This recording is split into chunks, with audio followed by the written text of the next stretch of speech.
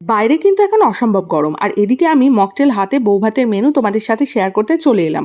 আর আজকের পুরো ব্যবস্থাটা অর্গানাইজ করেছিল মুখরোচক ক্যাটারারের পক্ষ থেকে।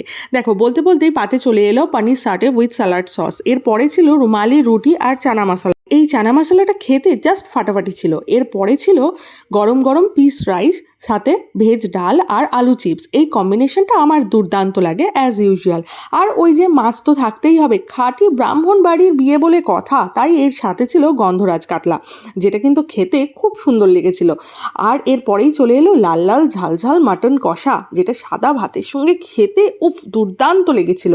আর শেষ পাতে ছিল চাটনি, পাঁপড়, রসগোল্লা আর লট চমচম।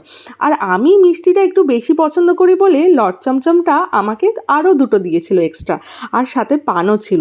আর এদিকে দেখো, লোকজন চলে যাওয়ার পরে বর বউয়ের ফটোশ্যুটটা কিন্তু চলছিল, যাদের কিনা দেখে খুব মিষ্টি লাগছিল, আর আমাদের নিজেদের বিয়ের কথা আবারও মনে করিয়ে দিল এরা।